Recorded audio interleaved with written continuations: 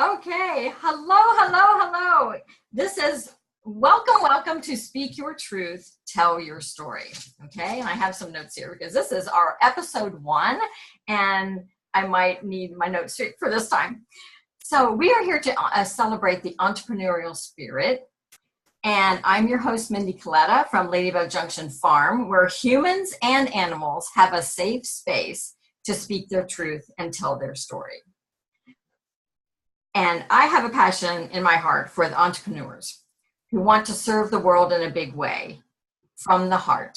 And it is my privilege to introduce to you as my very first guest of this interviewing series, Jennifer Urezzio. Hi, Jennifer. And welcome. This is so exciting for me. Episode one, and you're here. Thank you for coming. My honor and pleasure. I'm so excited, and I'm so honored that I kind of get to be on this first step of your new road. That's really fun for me. Good, because it's fun for me too, and I'm glad you're with me here. So I wanted to start off with your short bio because we're going to touch on all the other things that you had sent for me, but I wanted to read this. Jennifer Urezzio is the founder of Soul Language and a master intuitive who uses her intuitive skills to help raise consciousness. Wow. Soul language is a paradigm to put tangibility to soul. She is the author of 2 books, both available on Amazon. One's called The Soul Language, Soul Language, Consciously Connecting to Your Soul for Success. Wow, that is, it's on my list to get. Maybe this week. It's a 500-page book, so enjoy. I saw that. That might take me a little bit. That might be a year thing for me to go through. But it would be awesome because I can't wait to read it. And the Little Book of Prayers, which I think is awesome too. I'm going to talk a little bit about that. You can learn more about her at www.soullanguage.us. So the first thing I want to talk about is how we met. We were on a Facebook page that I just recently got jumped on. I think somebody added me, actually. And I think she actually added you by mistake. She's like, oh my God, I invited all these people, but I just went to invite them and Facebook adds them. And I'm like, oh, so that's how I get added to all these groups that I don't want anything to do with. Got it. But it was divine, right? Because of course I was supposed to be there and to meet you so that this could happen. And we'll explain that. Okay, when I was on the Facebook page, you talked about your 15-minute session. And I thought, wow, I'd really like to do that because I think you were talking about that you were going to use part of that soul language program that you do. And we would identify one aspect of my personality or who I am, right? And I love that stuff. I love all of that. I love Myers-Briggs. I love, the Colby test. I love the 16 personalities test. I love anything. And your program just really drew me in. So I'm working up to get to that point and would love to be one of those practitioners. Well, we'd love to have you. It's so fun. There's so many great people in that group. And so you identified that, and it was providing a safe space for others to speak their truth. Politician, it's a mission language. Yeah. It's all about providing that forum for yourself and others, whether metaphysically or physically, to speak their truth. And each one of us has 3 core energies of soul. We call those languages, right? And we're putting funny human definitions to something that's so intangible, but humans like tangibility. So here's this kind of paradigm to connect deeply to yourself and put some tangibility around it. And what I loved about when I did that 15 minutes, I'm like, okay, so you're probably going to hate the title of politician because especially in today's climate, like most people don't oh, politician. And then once you read that definition, there's like, oh my God, yes, you just put words to what I know deep down inside. And, it really, for me, watching you, getting to know you, it allowed you to kind of for lack of a better word, take ownership of what you really do, and to, kind of stop kind of pussyfooting around with it and go, okay, here it is. Like, love it or leave it, but I'm doing it, and you're going to get on my bus, or you just get off at the next bus stop, and, bless you, but you're not my peep. And I think that's so important, especially for entrepreneurs, and especially for spiritual entrepreneurs. And so often, those individuals are masters of service, and they want to be of service to everyone. And guess what? You can't. You shouldn't. It's not designed that way. And so I loved, it's one of those languages, politician, that I attract, that I have this association with, because it's such a beautiful kind of energy. And because I love when people tell the truth. I might not like what the truth is, but I love when they actually tell the truth. And again, I'm talking about the big T's, not the little T's. I think so often in today's culture, people will go, well, I told you my truth. Yeah, but it doesn't mean it's my truth, right? It's the big truths, you're whole and complete, you're one with the divine, whatever that spin is. So I think I got more out of that session than you did. Really? When I keep identifying soul languages, it always builds to the paradigm, because it's living and breathing. It's not stationary. Yeah. And so, what happened the other day, I was working with a practitioner in training on a mission language called Observer. And she said something, I was like, hold on. I'm going to add that to the definition, because no one's ever said it like that before. And I think that's what's really cool, is that, when you're conscious, when you're open, when you're doing what you're here to do, you're not afraid about anyone taking it, stealing it, moving it. Everything is adding to it. And that the more you know, you don't know, and that everyone becomes this conscious growing moment. So, yeah, and that leads right into what I realized, because when I make and this went into another program that I started, okay, and I'm getting lots of great things from that, is that when you show up as your unique, authentic self, and not try to hide things that like my enthusiasm is, I thought, okay, I've been told all my life, you need to tone that down a bit, because people are like fainting. You have so much enthusiasm, they're wilting right in front of you. But that's one of my superpowers. I mean, I can see when I talk to the people in my 15-minute session now of finding their way back home, I say, what do you want to do in your life? What do you, as your work or your life and your home, what is that overwhelming passion that you have, which is what you talk about as well, and then I guide them through that session and go, just let your personality come out. Don't, it's almost freeing, just to let yourself come out. And when you do, people know exactly who you are and exactly what you do. And marketing is like almost easy. And I always tell people, when they get their personal soul language definitions or their business, because yes, your business has energy and we can identify it. There are words, there are key words on those sheets. I'm like, they're not there, because I was bored. They're there for you to use, right? I mean, people come to me because I'm strength, because I have courage, because I ask them to show up, because I hold them to their integrity, because I create balance, because I'm strong, yet I have this heart consciousness about me. Those are all on my language definitions, right? So by really understanding and putting words, marketing is easy. And you don't kind of fumble over, what do I do? What do I help? And granted, all of those questions get to be asked deeper and deeper, because as your consciousness grows, so does everything else, right? So when I first started Soul Language, it was all about success, and it's still in all of my material, right? But now my purpose is to alleviate suffering through connection. Much bigger than success, everyone, right?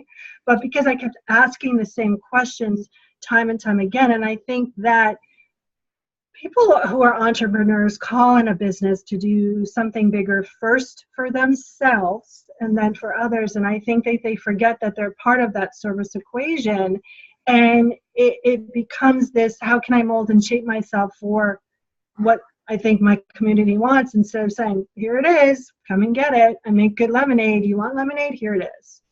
Yes, and that's one of the questions I want to talk about at the very end. Yeah, I want to come back to that, because the thing you just said about you need to do it for you first, because yeah, I don't want to tell you right now because I want to get to that. I want to build up to it. Okay, let's start with your passion. The first question, I have 3 questions. So the first one is, if you could put a title on the passion that fuels you, what would that be? That's a really great question. And it's a really odd question. I think the passion that fuels me is consciousness.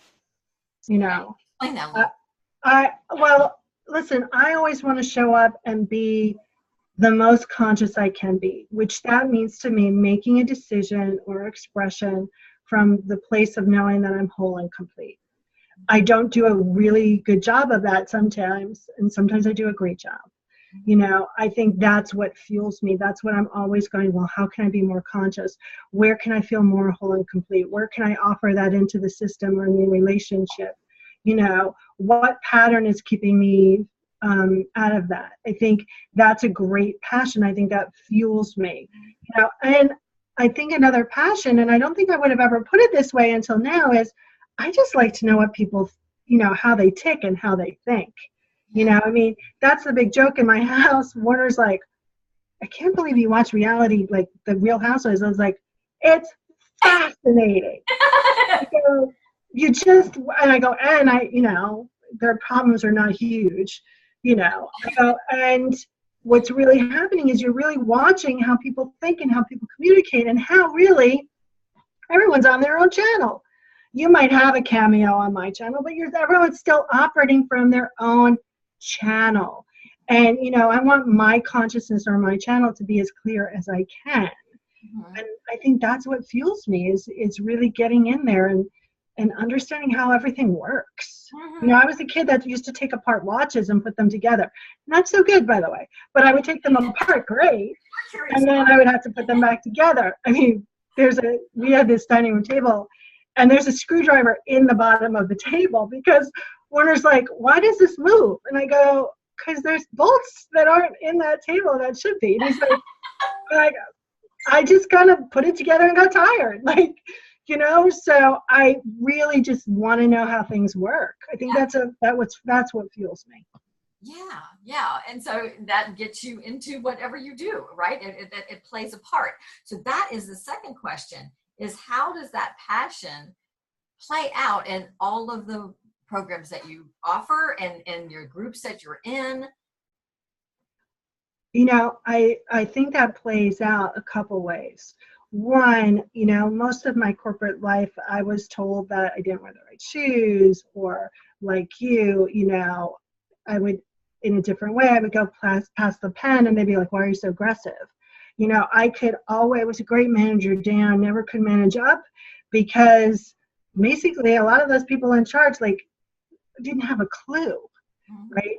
I think what fuels that getting to know someone is really allowing them to get to know themselves and to know that they're whole and complete and that they are the master of their own universe and that they are conscious and connected to whatever they call their higher power, universe, tree, Bob, God, divine, I don't care. Right? And that's what I bring. I mean, that's always what we're going to be talking about.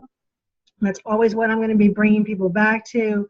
You know, whether it's the power of prayer through the prayer process, where it's understanding your soul language, whether it's voicing your vision, all of those are really going to be going, okay, so what do you think is true about yourself? What's really true about yourself? And how do you want to express that in the world? And do it from a place of freedom. I think one of the other driving forces that I have is I just want to be free. Free to make choices, free to make decisions, free across the board. And I find a lot of my community have that same, you know, I call that the soul desire, that same soul desire to be free. And that allows us, when you really know that kind of you're your own God, so to speak, that creates tremendous freedom, tremendous. And you're tuned in, like they say, tuned in, tapped in, turned on, right? I mean, I heard someone say that it's like putting your plug into a light socket. Yeah, it is. And I think what they don't talk about is this. So you're doing it for a while, it's happening. And then I remember this moment like 15 years ago where I said to a friend at the time, I don't think I'm intuitive anymore. Like, Like it just disappeared. I'm done. Nothing's happening. And she asked me a question. I went, oh, blah, blah, blah, blah, blah, blah, blah. And she goes, yeah, you're not intuitive. You get to a point where it's so plateauing, where it's so normalized that then you get to get on the ride again, because then there's another expansion that comes. And I think that people forget that it is this magical thing. And I think a lot of people are doing it, but they don't know because it's so part of their normal function. And when you put a little more consciousness into that, it's like putting a little more water onto a seed. So it allows it to grow and blossom fully. Yes. I've experienced that. And then sometimes you kind of start doubting yourself, and then you feel like you're disconnected. So then all that means, is that you just need to plug back in. Right. And connection's always a choice because we have that free will, right? So, if we were just like, oh, we're connected, God, blah, blah, we'd just be Autobots, right? And we're here to actually make the choice to feel whole and complete. Even though we're always whole and complete, we're always connected. So no one's disconnected. They just feel disconnected. And I think one of the great tools about reestablishing that connection is creating that conscious connection with your soul language team, which is a combination of understanding your 3 languages. Let's talk a little bit about that. Let's talk a little bit about your soul language program. So, sorry that everything's going off in the house. Because when one thing rings, they all ring. It's hysterical. So several years ago, I was asking some big questions like, okay, God, why am I here? Well, I know why I'm here, but what am I doing and where are my people? Because I'm really pissed off. And I went to this conference where I was speaking about essential oils and life purpose. And this woman sat down next to me and went, we're going to be friends. And I went, totally get that. And then inside voice went, why her? And not this other woman across the way who looks really nice, but I don't really care if I ever see her again. Like, what is that? And then I went about my business, and I was lying in, and this is a part of the story I've never told, so this is fun. Okay. So I'm lying wrapped up in red mud, okay? Like a mummy. And I heard, well, that's soul language, Jen. And I went, looking around like, oh my gosh, who said that? I was like, then I heard it again, and I was like, fuck, that's God, right? I just cursed on, oh, sorry. Now you really know me, I'm a big cursor, right? So I was like, okay, do I need a pen? Like, am I going to remember that? Like, I'm like, I feel now really trapped, right? Now I'm like, right? So the woman comes in, she's like, okay, so we're going to unwrap you, and you can take a shower. I was like, do you have a pen? And she's like, yeah, I was like, no, I need one now. And then I just kept asking questions. And before long, I had this paradigm where there's 107 core energies of soul. There's 3 different categories. We each have 3. And then I started identifying people who knew nothing about what I was talking about, knew nothing about the 3 categories, knew nothing about the 107 languages. And I identified a person during a discovery session. Her language called partner. And I go, how does that resonate with you? And she said, before we got on the phone, I was having a conversation with myself, and I said, if Jennifer asked me what my soul language would be, what would it be? And she goes, and I wrote down the word partner. Oh, wow. And I burst out hysterically crying. Now, I have warrior energy, so it's like the dam broke, right? She's like, oh my God, are you okay? I was like, yeah, I'm fine. You just told me I'm not crazy, right? It's, and this is what I help people do. I help people also birth paradigms, because when you start to hear all of that stuff, there's a moment where you go, am I crazy? Like, what's going on? And so I think we have now 10 practitioners across the world. I can't even tell you how many people we've done the full identifications for, or how many businesses. We do sacred partnership with the divine, which is we can identify the energy between you and whatever you call your higher power. Jennifer Bloom does soul language and money, which is the sacred partnership of soul and money, you and money, which is Yes. fantastic. I think I hear about her on the oh, what's the name of the program that I bought? Oh, the money one, Yes, coming back from financial heartbreak. yes. And that title just drew me in. Yes. Yeah, and you know, she's one of her soul languages is called the capitalist. So why wouldn't I want to work with a capitalist around money? You know, and then when people really understand their soul languages, they understand how to create a conscious connection with their soul and their higher self, and to move from pattern to consciousness. So, you know, consciousness allows you to create from a place of power rather than a place of lack. And most of us have been taught to create from a place of lack. And it just creates more lack or more pain or more suffering. And so when you have this conscious relationship, it allows you just to be you. Excuse me. And it's just fun. I mean, it's just fun. I mean, who wouldn't want to, like, I think so many people don't talk to their soul or talk to their divine because they're afraid that they're going to hear that, it's true, Jen, you do suck. And God's never going to tell you that. That's what I call my higher power. Your soul's never going to tell you that. You've been given this kind of blueprint to access knowledge to support you on this planet. I call it your bus ticket. So why wouldn't you use your bus ticket to get on the bus and go where you want? Most people try to give their bus ticket away or don't use their bus ticket or, you know, only go halfway on the bus. You know, when you kind of have that consciousness, it allows you fundamentally to know you're safe, you're loved, you're supported, and you're provided for. And yes, you will have to remind yourself about that. I have to remind myself about that as well.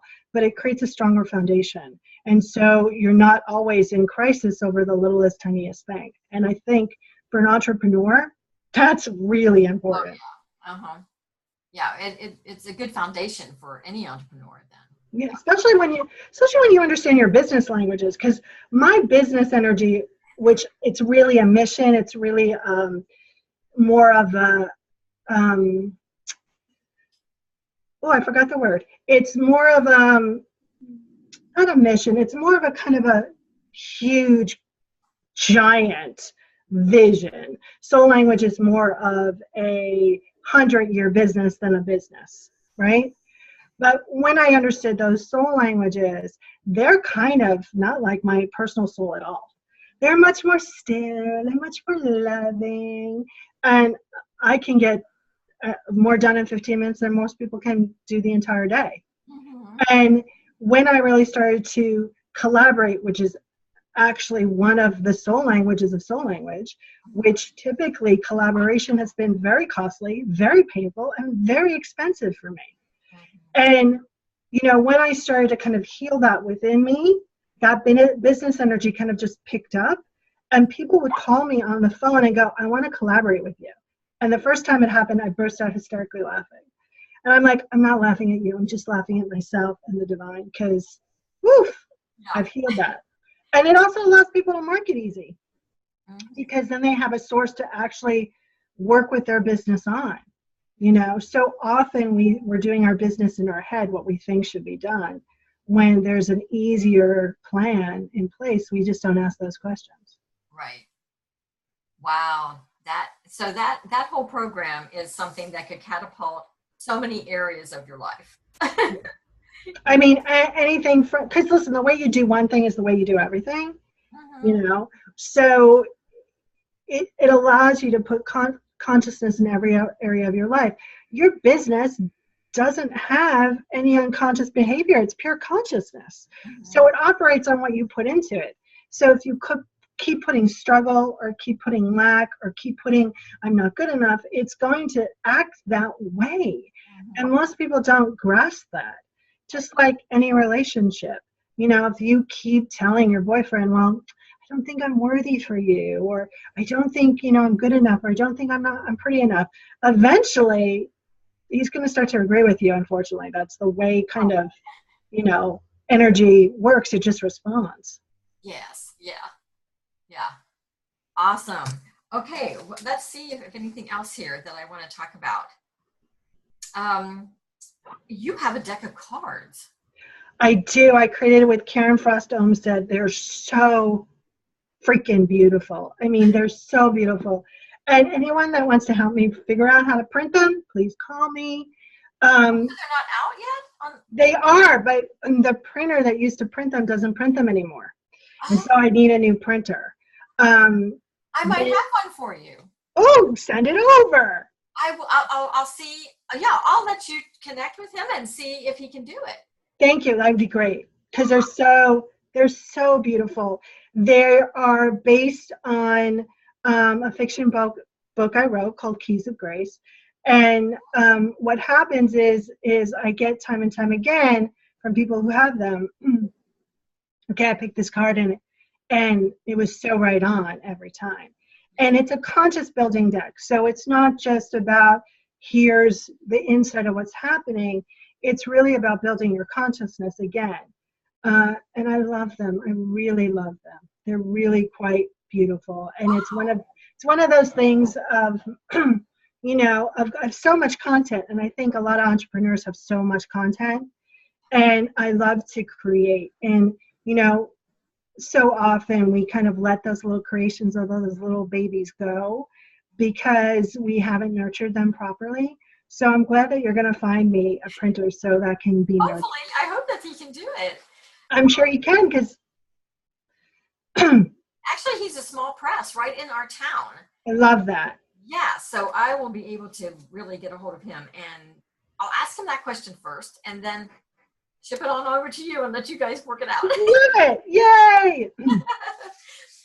Okay. All right. Okay, for the last question, because that will bring up what you talked about earlier. Why we do what we do is most often mirrored to others by what we want for ourselves. What gift do you want to share and leave with us today about that? For entrepreneurs. I think I talk about consciousness day in, day out because I just want to be more connected to my higher power. Mm-hmm. I'm not talking about this because I know that I know everything. I'm talking about consciousness because I'm very aware of the more I know, the less I know. Mm-hmm. And I think that at any choice, someone can tune in and go, okay, so, what decision have I been making? What decision could I make to serve me better? Mm-hmm. And that's a conscious choice. It's a conscious decision. I think that when people start making a conscious choice, that it will naturally change the planet. I think a lot of individuals operate on fear and operate on pattern. And it's not that I've conquered fear because I haven't. I just look at it and go, okay, I heard you. You're really strong today. But if I wasn't afraid, what would I do? Mm-hmm. If I wasn't worried, what would I do? If I knew I was loved and supported, what would I do? And those are always the kind of decisions and choices that lead to something freaking awesome. Yeah, what I was thinking when you just said that, if I am totally myself and totally authentic and totally in line with who I am and in alignment with what I want to do in the world, would I be afraid? You would be afraid because you live on Earth. And so things would pop up. Mm-hmm. And fear is there for you to make a choice to go even bigger. I think there's this, I think the soul is always going, more, more, more. And our little pea brain hears that as not enough, not enough, not enough. We're always experiencing. There's always, room for more love. Will your fears be different? Yes. Will they be as often? No. But I think fear will naturally come up in some circumstances.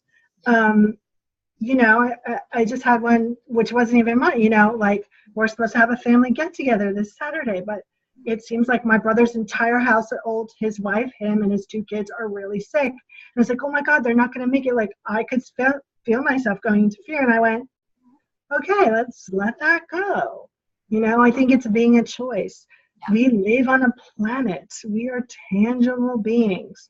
And, you know, even if you're in alignment and you get chased by a bear, fear will come up.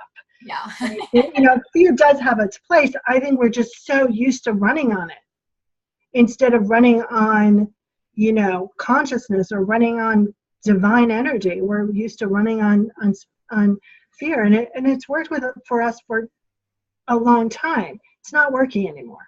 Right. Right. Time for change, right? Okay, and you gave me your links to your website, to the butterfly method. Do you want to talk a little bit about that, or? I'd love to talk about that. Okay, so when I went from sitting to walking in 9 months, like I was sitting and then I was walking. And that made me realize in my creative process that I would have an idea at like 9 o'clock in the morning. At 3 o'clock, it would be pushed out into the world. And then it would just, right? Because there was no incubation time. There was no nurturing time. There was no time to gather energy or steam. And then I thought, where are my people falling down in their creative process? So I created this butterfly method, which allows you to understand your own creative process, the different areas of creation, and where do you fall down, and how do you rebuild that, and how do you make the other areas stronger. Okay. And so it's somewhere hidden in the back here, but I have a butterfly chart. It's a chart that has all of my list of products. It's like a chart, like all of my list of products on little stickies, or all of my ideas. And, you know, I tend to get these great ideas and then they go right into, you know, kind of the larva stage. Yeah, they go in the larva stage. And I have to decide whether they get to move into development, right? Because I would get an idea and I would definitely do it. But sometimes you get an idea, and if you're highly intuitive, it's not your idea to actually bring forth. You're just hearing the chatter above your head. And so then it allows you to understand what everything needs to be nurtured for that product to be birthed. And then what does that birth look like? What's your birth plan, right? Because some people go, okay, I'm just going to send it out to my list and then it's going to be done. No, you wouldn't do that for a kid, right? I mean, come on, we have name parties, we have christening parties, we have baby showers, we have first birthdays for that kid. Like, there's a lot that goes into that birthing process. And so it really allows you to understand how you create and how to create better. Wow. Okay. I need that one now.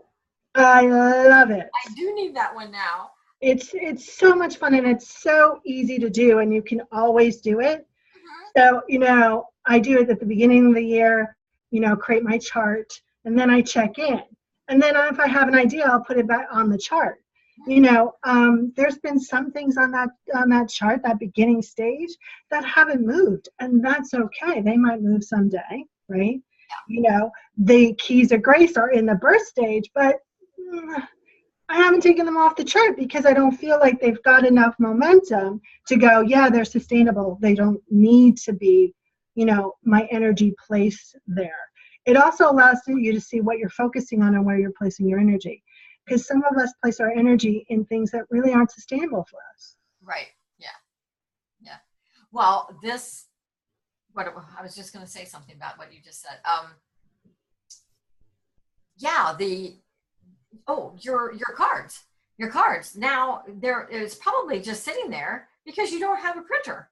Right. So that next step past the printer is not going to come until you get some kind of idea of where it's going to be printed. Exactly. And not only that, but, you know, it allows me to go, do I really want, I didn't want to take it off the butterfly chart, right? I kept asking my soul, and they're like, no, just leave it there. Not time yet, just leave it there. I'm like, okay, right? So there are things that have been on that chart that I've taken off that don't resonate. It allows you to co-create with the how. It allows you to co-create with the universe. Oh, I love that. Right? Because most of us we don't do that.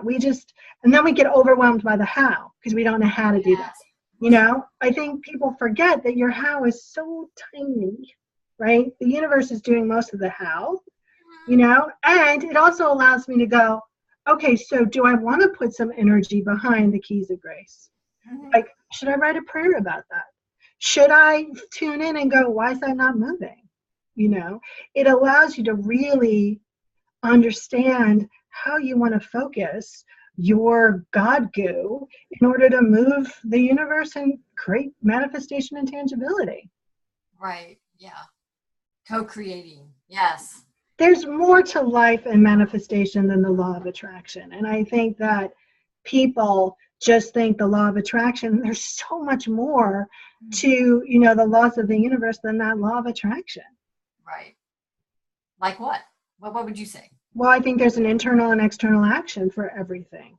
Yeah. So even if you're at the frequency of what you want, you know, and something shows up, you have to do internal actions and then external actions for it to manifest. Mm. And I think that, you know, people are so focused about being perfect about it. You just have to focus 51% of the time, right?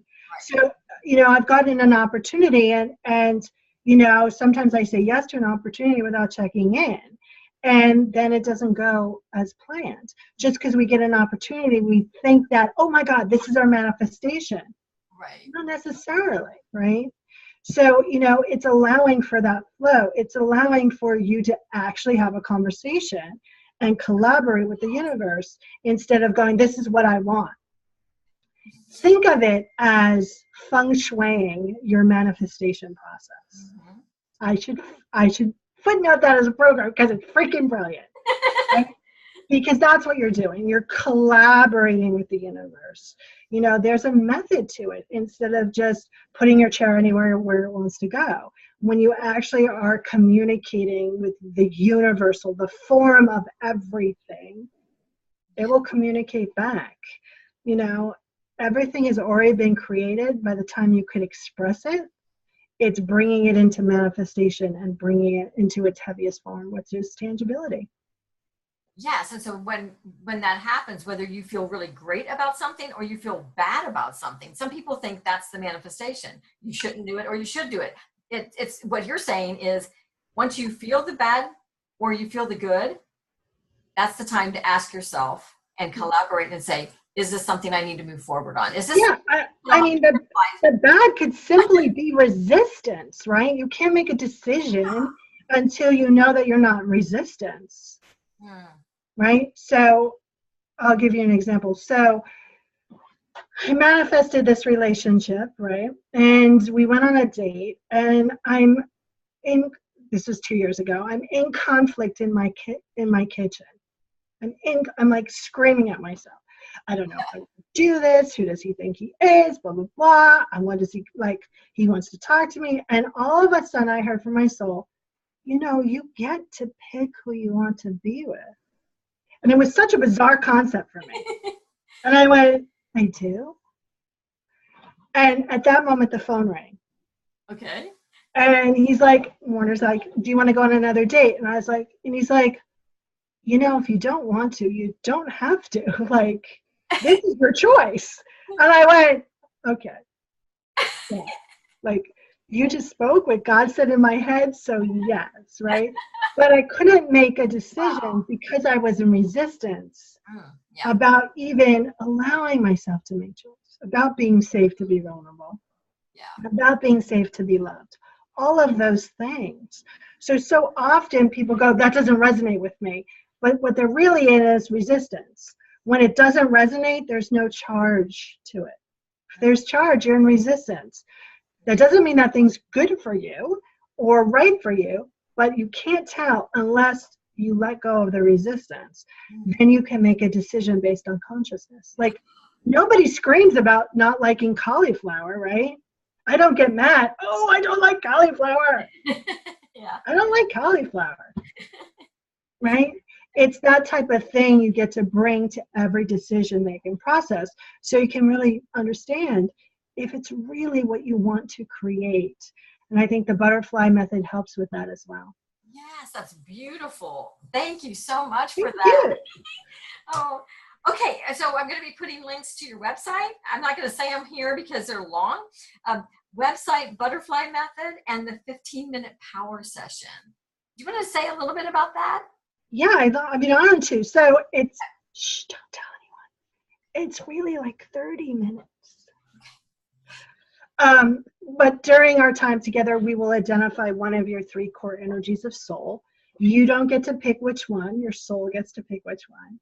And then we'll do some transformational work. So if we never speak again, you actually leave with tangible tools to, create transformation. I'm a warrior, so if it doesn't tangible, if you can't use it in your everyday, why bother, right? Like, we are on this planet. We have to work and collaborate with this planet. So sitting on our couch thinking our big thoughts, not so great. So you'll actually leave with tangible tools. I love doing them. It's so much fun. I have no attachment to it.